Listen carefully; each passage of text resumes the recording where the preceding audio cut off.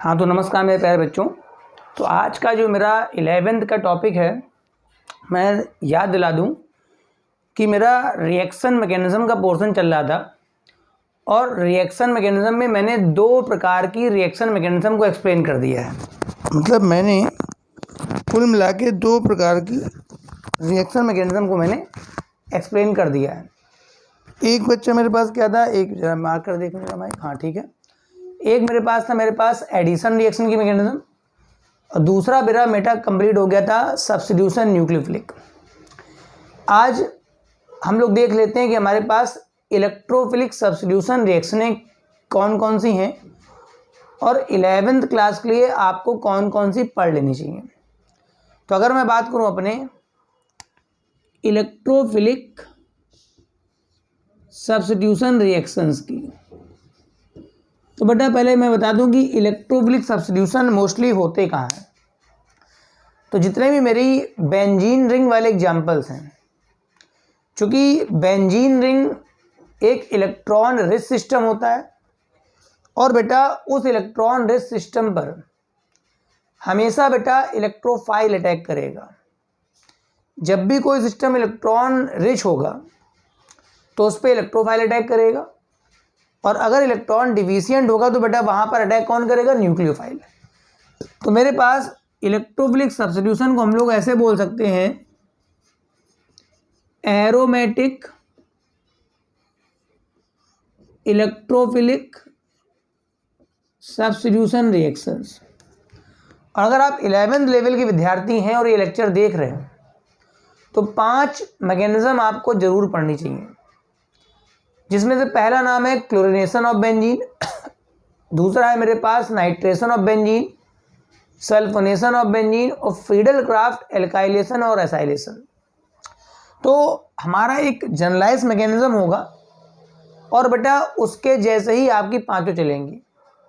सबसे पहले हमारा क्या होगा, एक स्टेप जिसमें हमारे पास हम बोलेंगे फॉर्मेशन ऑफ इलेक्ट्रोफाइल।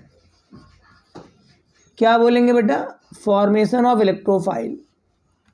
मतलब एक स्टेप ऐसा होगा जिसमें इलेक्ट्रोफाइल बनेगा। सर इलेक्ट्रोफाइल्स क्या होते हैं, वो मैंने बता रखा है कि जिनके पास इलेक्ट्रॉनों की कमी होती है बेटा उनको हम लोग क्या बोलते हैं, इलेक्ट्रोफाइल्स। तो इसका फॉर्मेशन होगा। फिर दूसरे स्टेप में बेटा क्या होगा, ये होगा अटैक ऑफ इलेक्ट्रोफाइल। मतलब ये जो इलेक्ट्रोफाइल आपने अभी जनरेट करा है बेटा, ये बेंजीन पर जाके अटैक कर देगा और एक इंटरमीडिएट बनाएगा जिसे हम बोलते हैं कार्बोकैटायन या कभी कभी अरीनियम कॉम्प्लेक्स भी कहा जाता है। और तीसरे स्टेप में हमारा होगा बच्चा फॉर्मेशन ऑफ प्रोडक्ट। मतलब तीसरे स्टेप में मेरे पास प्रोडक्ट बनेगा। तो कोई भी एरोमेटिक इलेक्ट्रोफिलिक सब्स्टिट्यूशन होता है तो बता वो इन 3 स्टेप से ही गुजरता है। अब बात करें, अगर बगल में अपने पहले स्टेप की बात करें तो इलेक्ट्रोफाइल का फॉर्मेशन, तो चूंकि अलग अलग प्रकार की रिएक्शन में अलग अलग प्रकार का इलेक्ट्रोफाइल बनेगा, तो इस वजह से इस स्टेप को तो मैं जनरलाइज में नहीं लिख सकता, क्योंकि कहीं पर आप करा रहे हैं क्लोरीनेशन तो बेटा वहाँ Cl+ का अटैक होगा, आप करा रहे हैं बेटा नाइट्रेशन तो वहाँ NO2+ का अटैक होगा, आप करा रहे हैं सल्फोनेशन तो वहाँ SO3 का अटैक होगा। तो इस स्टेप को तो तभी लिखेंगे जब हम लोग देखेंगे मैकेनिज्म कौन सी पढ़ रहे हैं। तो सेकेंड स्टेप मेरे पास आता है अटैक ऑफ इलेक्ट्रोफाइल। तो ये मेरे पास बेंजीन रिंग है, आपको अच्छी तरह पता है, और इस पर पहले इलेक्ट्रोफाइल का अटैक होगा। कैसे अटैक करेगा बेटा, बेंजीन को किसी एक डबल बॉन्ड को ब्रेक करना पड़ेगा। मैंने इस डबल बॉन्ड को, पाई बॉन्ड को ब्रेक कर दिया इधर की तरफ, आपका मन हो आप इधर ब्रेक कर दीजिए। तो जिस साइड आपका एरो जा रहा है आपको अच्छी तरह पता होना चाहिए वहाँ इलेक्ट्रॉन डेंसिटी की वैल्यू बढ़ रही है। तो बेटा यहाँ पर निगेटिव चार्ज आएगा, यहाँ पे चार्ज कैसा आएगा, पॉजिटिव। तो ये जो इलेक्ट्रोफाइल है उस जगह पर अटैक करेगा जहाँ इलेक्ट्रॉन डेंसिटी ज़्यादा है, तो एरो जिधर गया है वहाँ अटैक हो जाएगा। और फाइनली मेरे पास ये रिंग तो बाकी ऐसे रहेगी बेटा, इन दो डबल बॉन्ड से भी कोई मतलब नहीं है, इस सेंटर पे आ जाएगा पॉजिटिव, एक हाइड्रोजन जरूर लगा होगा, बेंजीन में सब जगह पे एक हाइड्रोजन होता है। और ये नया नया ताज़ा ताज़ा अब इलेक्ट्रोफाइल जाके लग गया। तो आप देख सकते हैं ये एक प्रकार का कार्बोकैटायन है। सर कार्बोकैटायन कैसे है ये? अरे भाई ये रहा कार्बन, इस पे ये पॉजिटिव चार्ज, और बेटा ये रेजोनेंस स्टेबलाइज भी है, क्योंकि जब ये रेजोनेंस करेगा तो ये प्लस घूम के यहाँ तक आ जाएगा। स्टेबल तो है मगर बेंजीन जितना स्टेबल नहीं, क्योंकि बेंजीन में रेजोनेंस पूरे में होगा। यहाँ पर ये कार्बन जो है बेटा ये sp3 हाइब्रिडाइज है। बेटा इस कार्बन पे आप सिग्मा गिने 4 सिग्मा आएंगे, इस वजह से ये पूरे में रेजोनेंस नहीं होता है। अब चूंकि पूरे में रेजोनेंस नहीं होगा तो बन तो गया है, मगर इसको फिर से बेंजीन जितनी स्टेबिलिटी चाहिए उसके लिए क्या करेगा, ये सोचेगा फिर से मेरा डबल तैयार हो जाए, तो H को निकालना पड़ेगा। जहाँ पर इलेक्ट्रोफाइल गया है वहाँ से H को हटना पड़ेगा।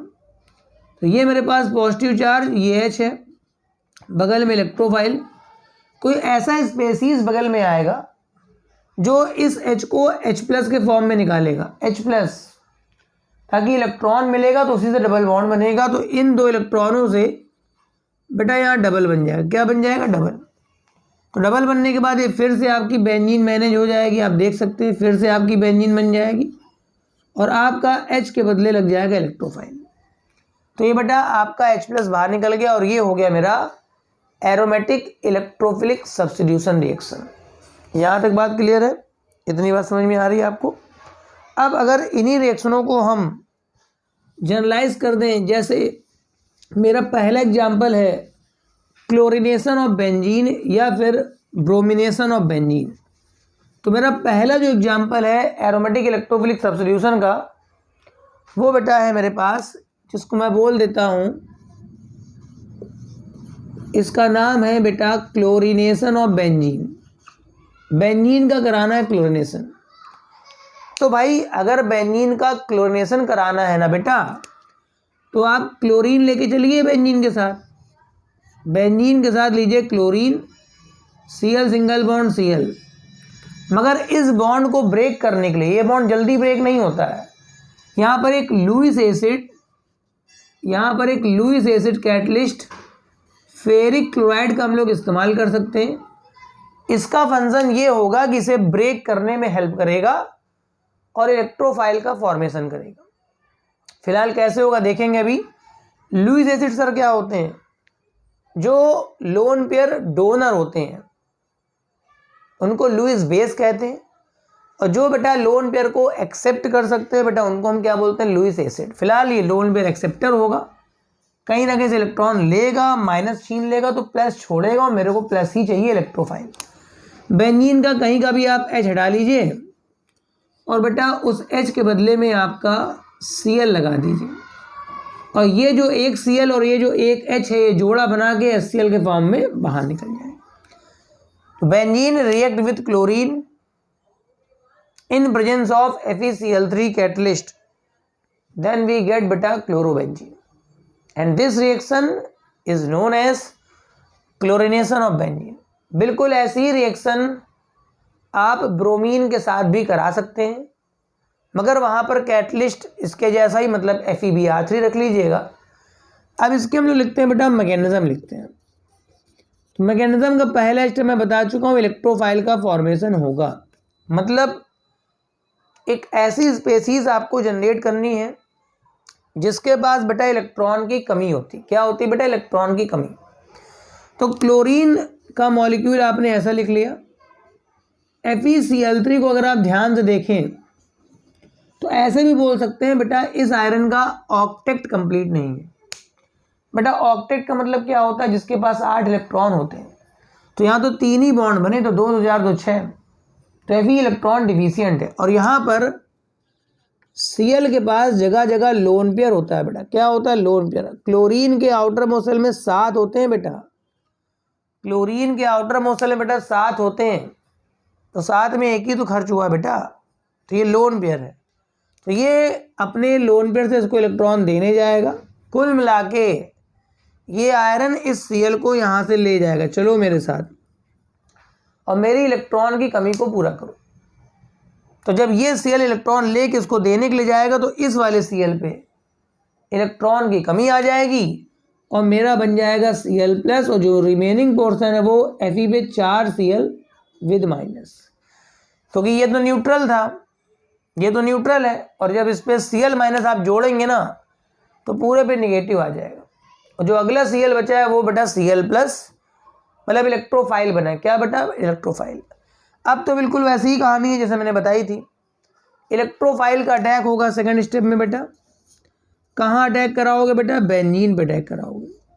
तो बेंजीन में कोई भी आप डबल बॉन्ड तोड़ लीजिए, ये Cl+ इलेक्ट्रोफाइल है, मैंने इस बॉन्ड को इधर ब्रेक कर लिया, डबल टूटेगा तो सिंगल बचेगा वहाँ। तो यहाँ बेटा निगेटिव, यहाँ पॉजिटिव, तो ये निगेटिव, यहाँ अटैक। अब बाकी स्टेप पुराने जैसे। हर रिएक्शन में पहला स्टेप बस नया होगा, फॉर्मेशन ऑफ इलेक्ट्रोफाइल, क्योंकि अलग अलग मैकेनिज्म में अलग अलग इलेक्ट्रोफाइल जनरेट होगा। तो बेटा यहाँ पर क्या होगा? Cl को जोड़ लेगा। Cl को जोड़ने के बाद देखिए यहाँ पर डबल, यहाँ डबल, इसमें तो बेटा कोई चेंज है नहीं। इस वाले पे यहाँ पॉजिटिव चार्ज, ये मेरे पास H और ये मेरे पास Cl। आप देख सकते हैं बिल्कुल वैसा ही इंटरमीडिएट बन गया कार्बोकेटायन, मगर यहाँ पर बस इलेक्ट्रोफाइल वहाँ लिखा था, यहाँ Cl लिखा है। अब हमें इसे फिर से एरोमेटिक करना है, तो अब बेटा FeCl4- आएगा। ये कहेगा भैया अपना Cl ले जाओ, मेरे को फिर से FeCl3 बनना है, क्योंकि मैं कैटलिस्ट हूँ। तो यहाँ से ही H+ निकाल लेगा और इस बॉन्ड के इलेक्ट्रॉन से बेटा फिर यहाँ डबल बन जाएगा, और डबल बनने के बाद फिर से मेरी झमाझम बेंजीन रिंग आ जाएगी। ये हो जाएगा Cl, और यहाँ का H और यहाँ का Cl है, Cl निकल जाएगा और मेरा कैटलिस्ट FeCl3 फिर से। तो ये जो घटना थी ये बेटा क्लोरिनेशन ऑफ बेंजीन की है।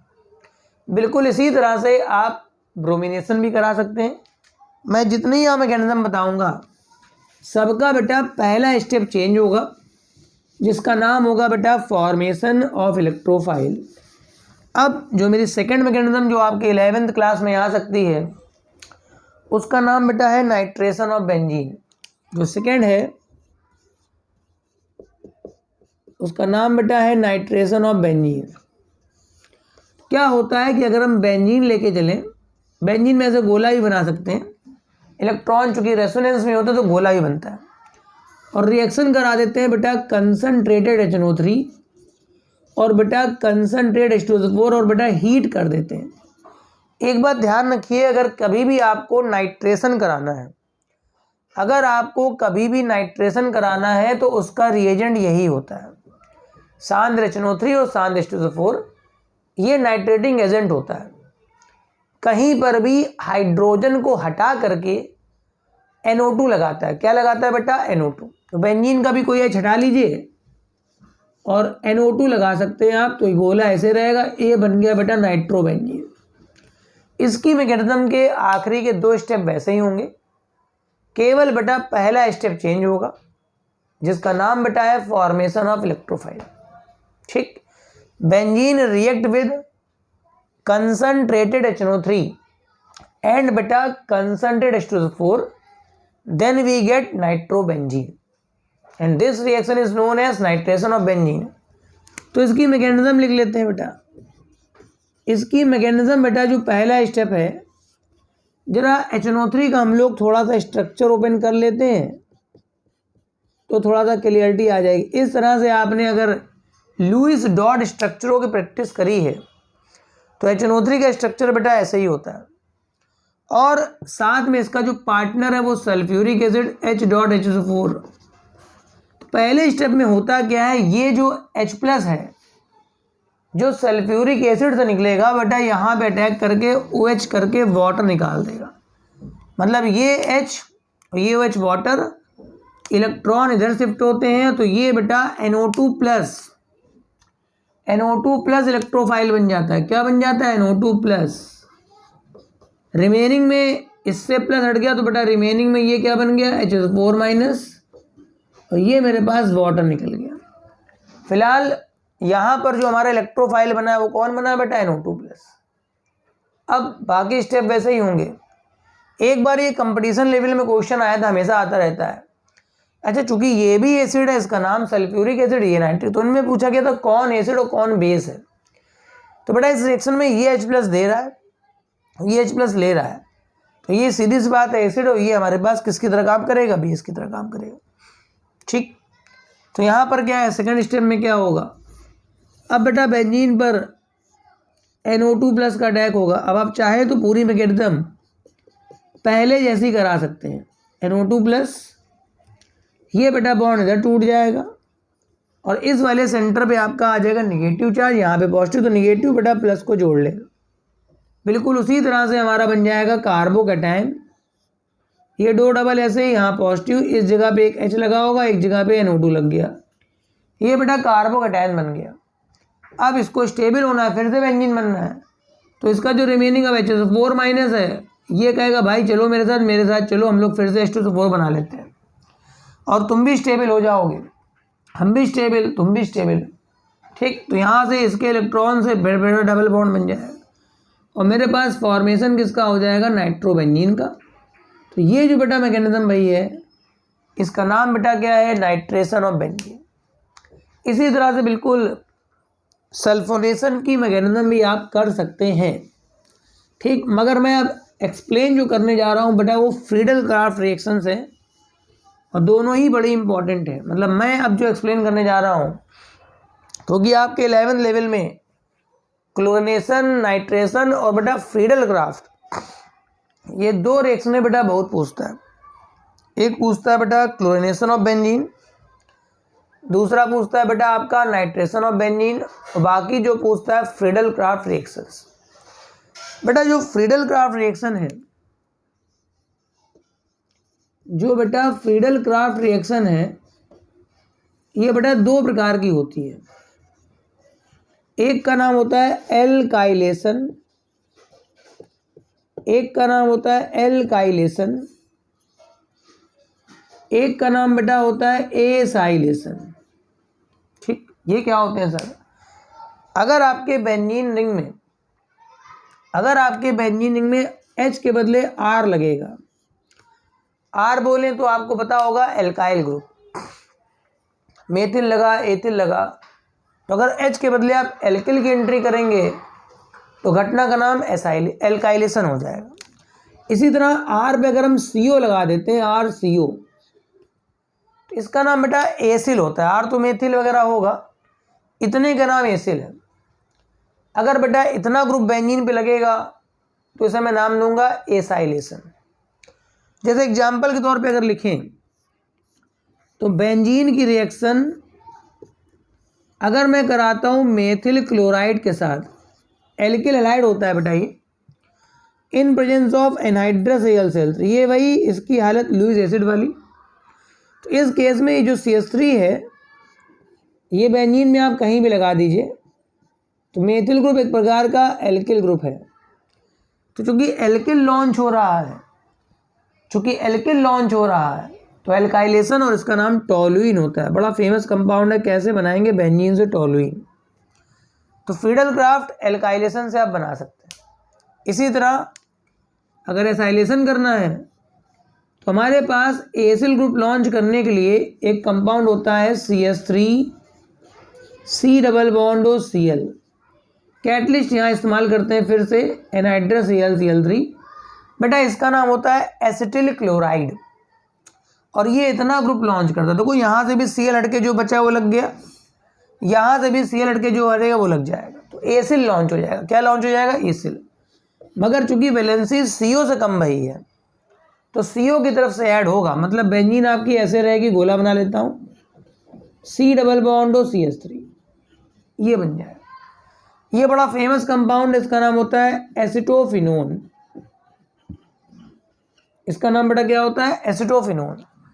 तो ये जो फ्रीडल क्राफ्ट की 2 रिएक्शनें हैं बेटा, एक का नाम है फ्रीडल क्राफ्ट एल्काइलेशन और एक का नाम है बेटा फ्रीडल क्राफ्ट एसाइलेशन। आप नोट कर सकते हैं। अब मैं एक की मैकेनिज्म बता रहा हूँ बेटा, दूसरे वाले की मैकेनिज्म उसी पैटर्न पे ही, उसी बिहाफ पर होगी, उसमें कुछ नया चेंज नहीं होगा। हाँ, फ्रीडल क्राफ्ट एल्काइलेशन में अगर एक अच्छा केस बताऊँ तो रीअरेंजमेंट वाला भी है, वो भी देख लूँगा। जैसे मैंने पहली रिएक्शन लिखी, मेरे पास बेंजीन था, ये बेंजीन का मॉलिक्यूल है, आपको अच्छी तरह पता होगा। रिएक्शन कराऊंगा बेटा मेथिल क्लोराइड के साथ करा लूँगा, इन प्रेजेंस ऑफ एनाइड्रस Cl3। देखिए यहाँ पर Al पे 3 Cl लगे हैं, तो इसका भी बेटा ऑक्टेट कंप्लीट है नहीं, तो ये भी लुईस एसिड है। इसमें फिलहाल मेथिल लॉन्च हो जाएगा, तो बेंजीन आपकी ऐसे रहेगी और यहाँ पर आपका टॉलुइन बन के आ जाए। मैकेनिज्म का पहला स्टेप, मैकेनिज्म में पहले हमें इलेक्ट्रोफाइल को तैयार करना पड़ेगा, वो इन दोनों की रिएक्शन से बनेगा। मतलब मेथिल क्लोराइड जो है बेटा, वो बच्चा AlCl3 से रिएक्शन करेगा। ये कहेगा चलो भैया मेरे पास इलेक्ट्रॉनों की जो कमी है उसको आप पूरा कर दीजिए, ठीक कर लेगा। तो यहाँ बन जाएगा बेटा CH3+ बन जाएगा, और ये बच्चा बन जाएगा AlCl4-। समझ गए? तो यहाँ आप देख सकते हैं एक इलेक्ट्रोफाइल मेथिल प्लस बन गया। अब क्या ही करना है, अब तो मैकेनिज्म पहले जैसी होगी। इसका अटैक बेटा बेंजीन पे करा देंगे। बेंजीन अपना एक डंडा वंडा तोड़ेगा डबल बॉन्ड वाला और CH3+ को चिपका लेगा। ठीक, तो यहाँ पर ये बॉन्ड ऐसे ब्रेक हो जाएगा, तो यहाँ नेगेटिव, तो यहाँ अटैक कर देगा। तो फाइनली क्या हो जाएगा, बेंजीन ऐसे रहेगा, यहाँ डबल, ये प्लस चार्ज, इस जगह पे एक H, और ये मेरे पास मेथिल आ गया। फिर अब यहाँ पर वही चिंता कि भाई बेंजीन तो ख़त्म हो गई, ये बहुत स्टेबल था, तो H निकाल लो। यहाँ से H निकालने के लिए आगे बढ़ेगा AlCl4-, कहेगा चलो मेरे साथ, तुम्हें एरोमेटिक वापस होना है, और डबल बना देगा। डबल बनाने के बाद बेटा यहाँ क्या बन जाएगा, टॉलुइन बन जाएगा। क्या बन जाएगा, टॉलुइन। तो ये फ्रीडल क्राफ्ट एल्काइलेशन है। बिल्कुल इसी तरह से अगर मैं मेथिल क्लोराइड के बदले अगर मैं एथिल क्लोराइड ले लूँ, अगर मैं मेथिल क्लोराइड के बदले अगर मैं एथिल क्लोराइड ले लूँ, तो मेरा बेटा एथिल बेंजीन बन जाएगा। क्या बन जाएगा बेटा, एथिल बेंजीन। मगर मैं एक इम्पॉर्टेंट एग्जांपल बता रहा हूँ, जो अच्छे स्कूल हैं 11th के, उसमें हो सकता है कि क्वेश्चन पूछ दे कि अगर मैं प्रोपिल क्लोराइड से कराऊँ तो मेरा क्या बनना चाहिए। अगर मैं फ्रीडल क्राफ्ट एल्काइलेशन में लेता हूँ प्रोपिल क्लोराइड, क्या लेता हूँ बेटा, प्रोपिल क्लोराइड लेता हूँ। जैसे मान लो मैंने ये बेंजीन ले ली, ये मेरे पास बेंजीन हो गई, और रिएक्शन कराता हूँ इसकी CH3 CH2 CH2 Cl के साथ, तो ये बेटा प्रोपिल क्लोराइड है, 3 कार्बन का है ना बेटा। इन प्रेजेंस ऑफ एनाइड्रस Cl3 तो बेटा रहेगा। तो कायदे से रूल ये कहता है कि जहाँ से Cl हटेगा वही कार्बन से वो बेंजीन में जुड़ेगा। तो भैया Cl तो यहाँ से हटेगा, तो जोड़ना तो CH2 से चाहिए। मतलब मेरा बनना क्या चाहिए, मेरा बनना चाहिए प्रोपिल बेंजीन। ऐसे ये CH2, उसके बाद ये CH2, उसके बाद ये CH3। आप देख सकते हैं प्रोपिल बेंजीन बनना चाहिए, मगर भाई ये नहीं बनता, इसमें बनता है आइसोप्रोपिल बेंजीन। मतलब आपकी जो एल्किल ग्रुप है उसमें एक कार्बन बीच में अगल बगल 2 मेथिल, अगर एक कार्बन के अगल बगल बेटा 2 मेथिल लगे हैं, तो ऐसे ग्रुप को हम बोलते हैं बेटा आइसोप्रोपिल। क्या बोलते हैं बेटा, आइसोप्रोपिल। तो आइसोप्रोपिल बेंजीन है ये। सर ये क्या हो गया, ये तो स्ट्रेट चेन था, ये तो बीच से निकल गया, मतलब बीच वाले कार्बन से, मतलब इस वाले कार्बन से जुड़ गया। तो यहाँ देख लेते हैं मैकेनिज्म। भाई देखो पहला स्टेप क्या है, ये बनता है बेटा, इसमें आइसोप्रोपिल बेंजीन बनना वो चाहिए था। पहला स्टेप क्या होता है, CH3 single bond CH2 single bond CH2 फिर Cl, यह आपका हो गया प्रोपिल क्लोराइड। AlCl3 आएगा, कहेगा चलो मेरे पास इलेक्ट्रॉन पूरे करो, चलो Cl मेरी कमी पूरी करो चल के, तो ठीक कर देगा यहाँ प्लस। तो ये मेरे पास पहले स्टेप में बन जाएगा कार्बोकैटायन। तो जिन बच्चों ने मेरे इसके पहले के लेक्चर लिए हैं उनको बेटा कार्बोकैटायन की स्टेबिलिटी का ऑर्डर बताया गया था। मैंने बताया था कि जो 3rd डिग्री कार्बोकैटायन होता है वो बेटा काफ़ी स्टेबल होता है। उससे कम स्टेबल बेटा क्या होता है, 2 डिग्री। उससे कम स्टेबल बेटा क्या होता है, 1 डिग्री। तो यहाँ पर ये जो कार्बोकैटायन है, अगर देखें ध्यान से, तो ये बेटा 1 डिग्री का कार्बोकैटायन है। किसका है बेटा, 1 डिग्री। क्यों 1 डिग्री का? जरा देखिए इसके बगल में एक ही कार्बन। तो कार्बोकेटाइन के अंदर एक बड़ी अच्छी प्रॉपर्टी होती है बेटा, जिसको हम बोलते हैं रीअरेंजमेंट की प्रॉपर्टी। वो अपने आप को रीअरेंज करता है, अपने आप को शिफ्ट करता है, हाइड्रोजन अगल बगल डाल देता है और कहीं ना कहीं डिग्री बढ़ा लेता है। तो यहाँ पर इसमें बेटा रीअरेंजमेंट लग जाता है, इसमें बेटा रीअरेंजमेंट लग जाता है। रीअरेंजमेंट का मतलब अपने अंदर ही अंदर शिफ्ट हो जाओ, किसी एटम को शिफ्ट कर दो और स्टेबिलिटी बढ़ा लो।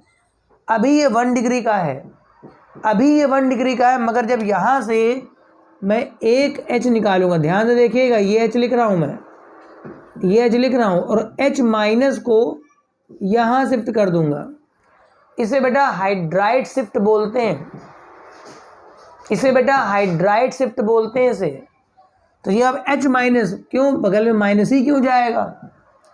अब बगल में प्लस है तो प्लस पे तो प्लस ले नहीं जाओगे, तो H माइनस हाइड्राइड शिफ्ट होगा। सर फायदा क्या होगा? कराते हैं, देखते हैं। तो ये हो जाएगा CH3, इस वाले CH पे हो जाएगा प्लस, बगल में CH3 हो जाएगा। अब आप ध्यान से देखिए, इस 1,2 हाइड्राइड शिफ्ट, 1,2 का सर क्या मतलब है? अगल बगल में ये अगर 1 है तो ये 2 है।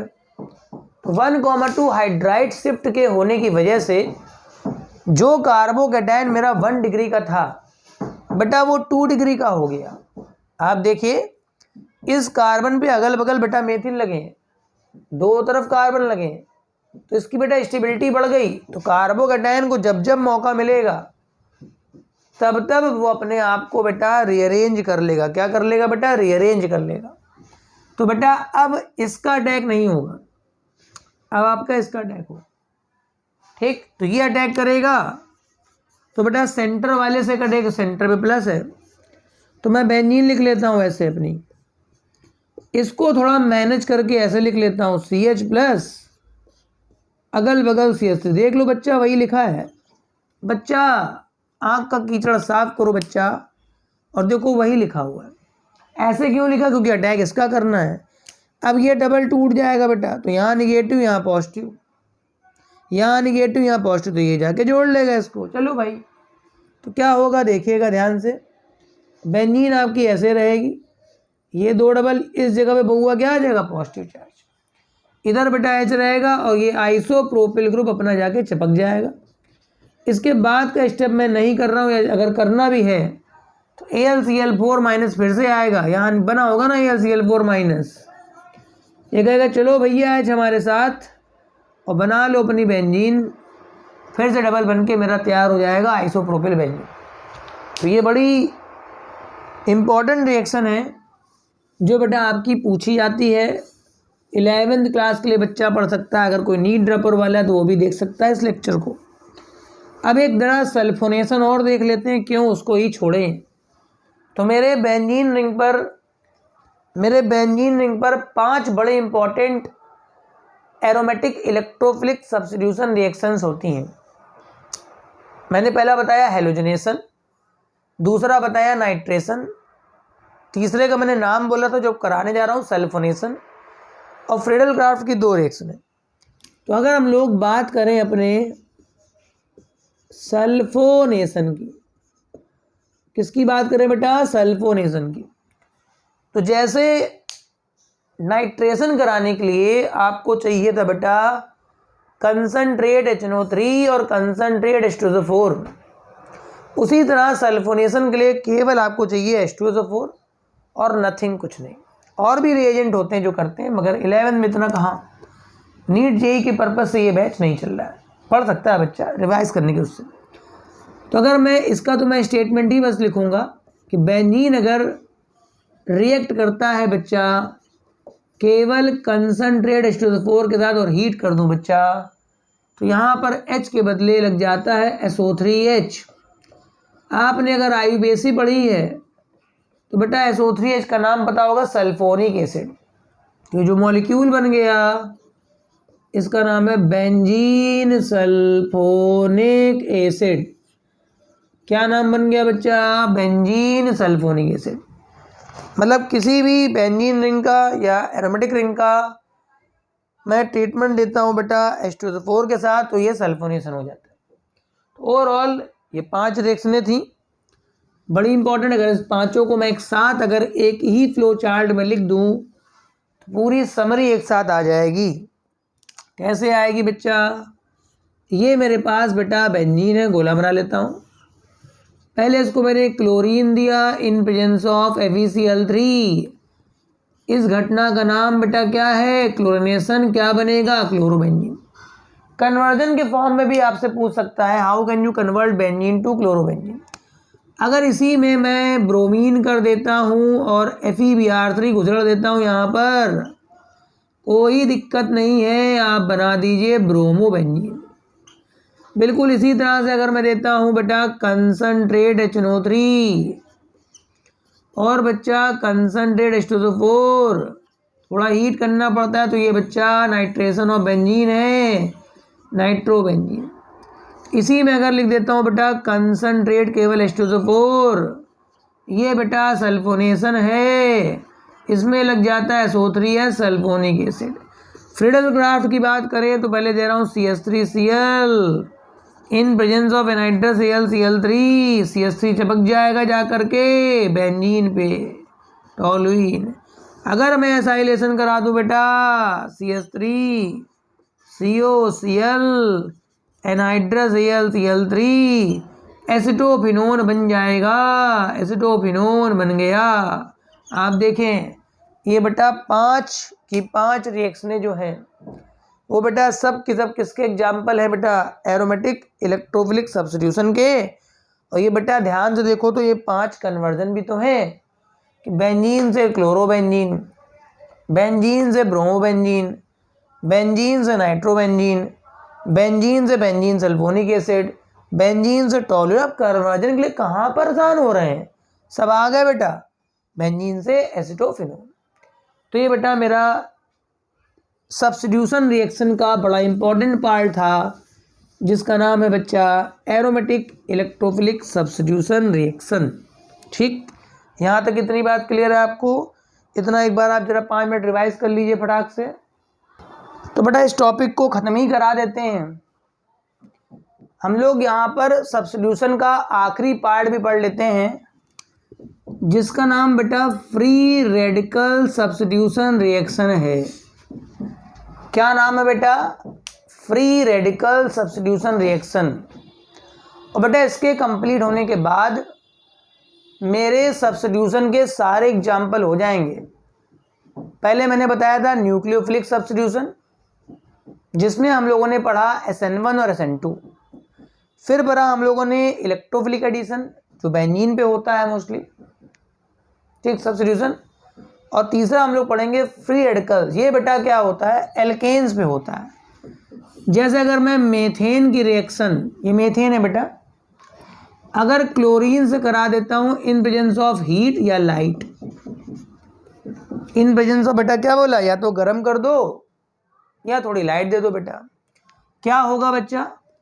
H हटेगा, Cl लग जाएगा, मतलब बन जाएगा मिथाइल क्लोराइड, और बच्चा साथ में क्या निकल जाएगा? HCl। मेथेन से बन गया मेथिल क्लोराइड।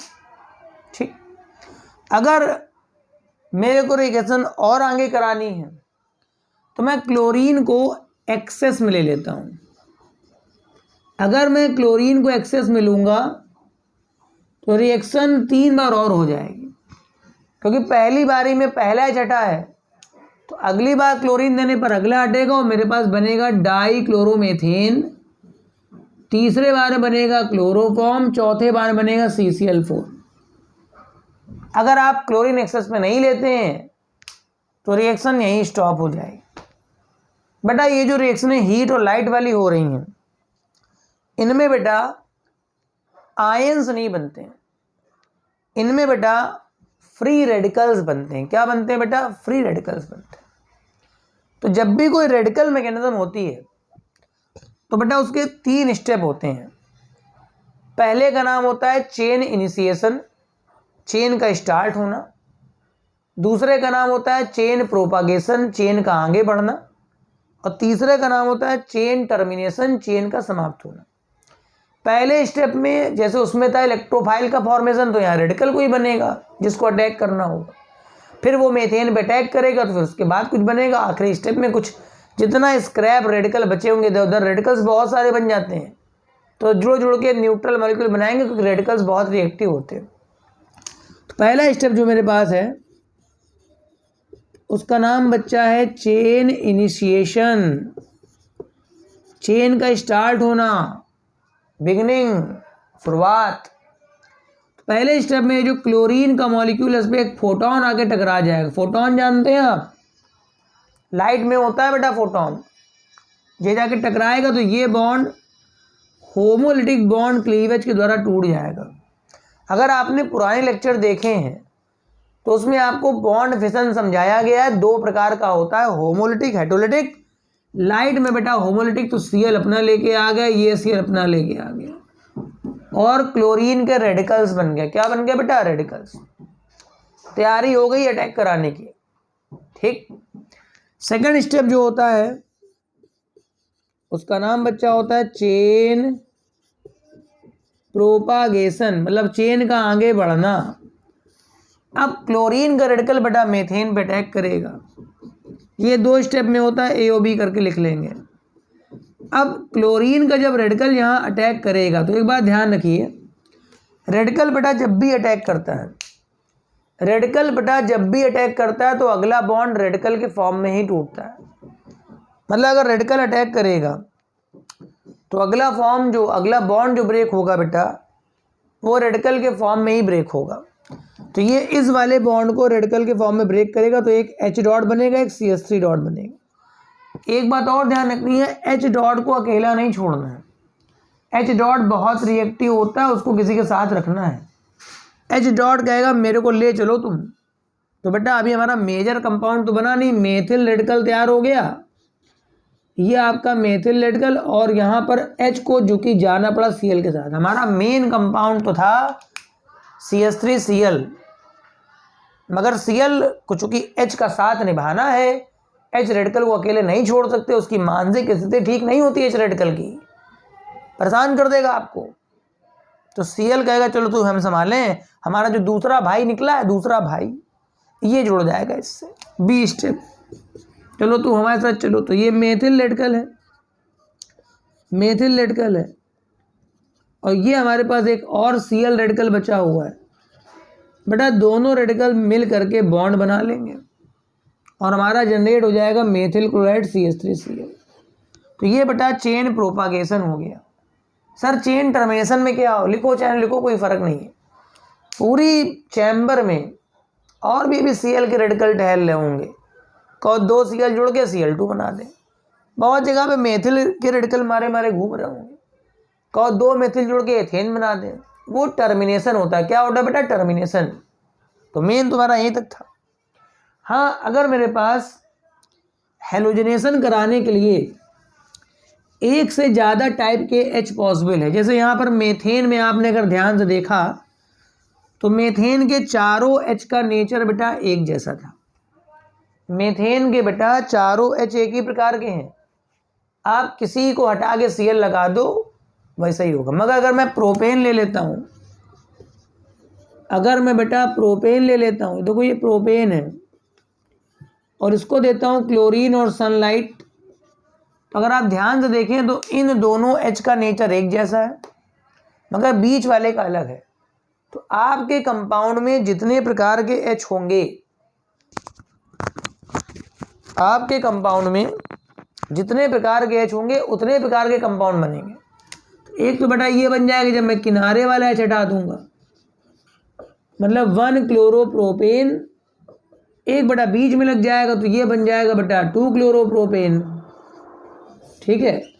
तो बेटा ये वाला जो है वो मेजर बनता है क्योंकि ये 2 डिग्री का बना है, और ये वाला माइनर बनता है क्योंकि बेटा क्या 1 डिग्री का बना है।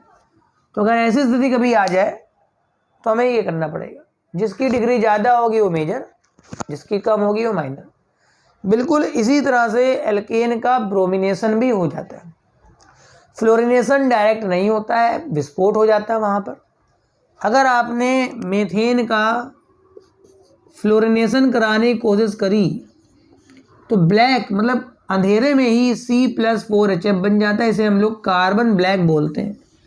फ्लोरिनेशन डायरेक्ट नहीं होता बल्कि कार्बन ब्लैक मिल जाता है। हाँ, अगर आप मीथेन का आयोडीनेशन कराएंगे तो ये हो जाएगा, मेथिल आयोडाइड बन जाएगा। मगर साथ में दिक्कत ये कि एक रिएजेंट बनेगा HI के साथ समस्या ये है कि ये रिड्यूसिंग एजेंट है, बहुत स्ट्रॉन्ग H छोड़ता है। कहेगा ले जा भैया अपने H और फिर से रिवर्सिबल कर देगा। मतलब आयोडीनेशन जो है उनके साथ समस्या रिवर्सिबल होते हैं, मतलब इसकी ईल्ड काफ़ी कम है क्योंकि सब तो बैकवर्ड ही हो जा रहा है। तो चूंकि ये रिड्यूसिंग एजेंट है, ये बेटा कैसा एजेंट है, रिड्यूसिंग। तो इसे हटाने के लिए हम एक पदार्थ इस्तेमाल करेंगे HiO3। ये बेटा ऑक्सीडाइजिंग एजेंट होता है। क्या होता है बेटा, ऑक्सीडाइजिंग एजेंट। तो जब इसको मैं मिला दूंगा तो ये इसको निपटा देगा, जब ये निपट जाएगा तो ये बना रहेगा। जब तक HI जीवित रहेगा यहाँ तब तक इसको H देता रहेगा और रिएक्शन बैकवर्ड होती रहेगी और हम अपनी रिएक्शन करा नहीं पाएंगे। तो अगर इस रिड्यूसिंग एजेंट को हटाना है तो हमें बेटा अलग से क्या देना पड़ेगा, ऑक्सीडाइजिंग एजेंट। तो इसी के साथ ये रेडिकल सब्स्टिट्यूशन का 11th क्लास के लिए एक लेक्चर था जिसमें मैंने एरोमेटिक इलेक्ट्रोफिलिक सब्स्टिट्यूशन और फ्री रेडिकल सब्स्टिट्यूशंस को एक्सप्लेन कर दिया है। अब हम लोग मिलते हैं अपने आखिरी के 2-3 सेगमेंट हैं जिसमें हम लोग कुछ न्यूमेरिकल्स करेंगे इस चैप्टर में। कार्बन का परसेंटेज निकालना है, नाइट्रोजन का निकालना है, ड्यूमा कैंडोल, बड़े इंपॉर्टेंट मेथड्स होते हैं जो पेपर में आते जरूर हैं। तो धन्यवाद आपका। अगर आपको ये लेक्चर पसंद आया हो तो कमेंट कर दिया करें, लाइक कर दिया करें, बहुत अच्छा लग जाए तो शेयर भी कर दिया करें। और अगर चैनल सब्सक्राइब नहीं किया है तो क्यों नहीं किया भाई अब तक, आगे नोटिफिकेशन कैसे मिलेगा भाई, सब्सक्राइब कर लो।